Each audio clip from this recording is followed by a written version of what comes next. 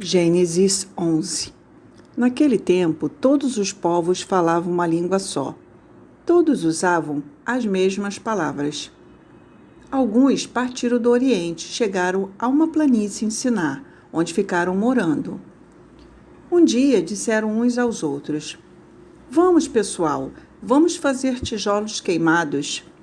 Assim, eles tinham tijolos para construir em vez de pedras e usavam piche em vez de massa de pedreiro.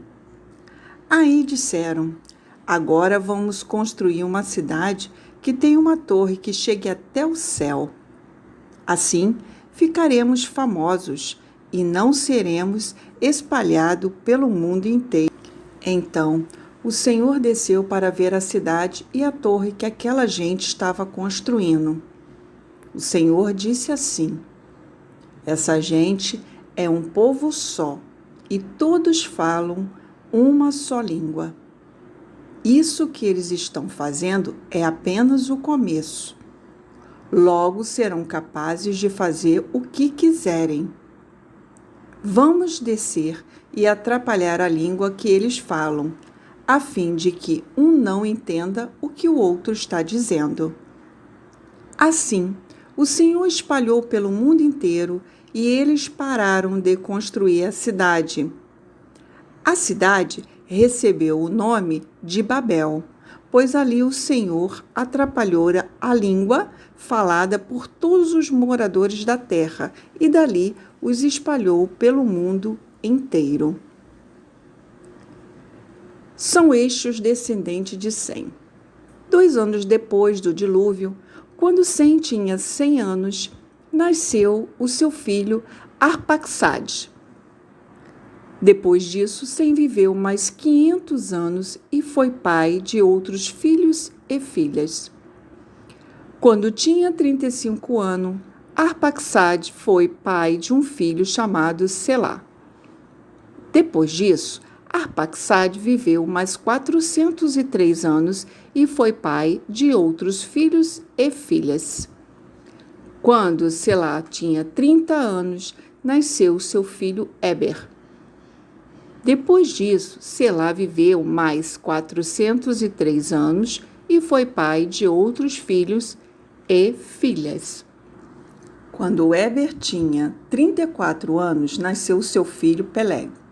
Depois disso, Éber viveu mais 430 anos e foi pai de outros filhos e filhas. Quando tinha 30 anos, Peleg foi pai de um filho chamado Reu. Depois disso, Peleg viveu mais 209 anos e foi pai de outros filhos e filhas. Quando Reu tinha 32 anos, nasceu seu filho Serug. Depois disso, Reu viveu mais 207 anos e foi pai de outros filhos e filhas. Quando Serug tinha 30 anos, nasceu seu filho Naor.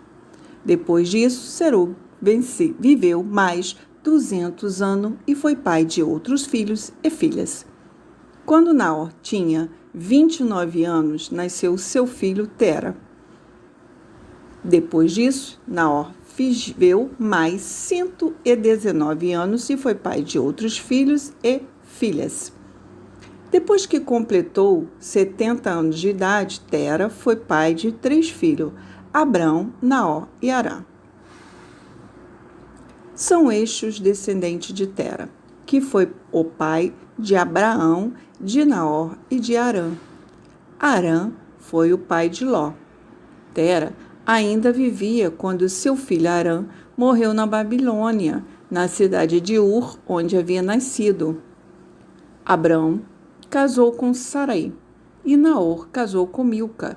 Milca e Iscar eram filhas de Arã. Sarai não tinha filho, pois era estéril.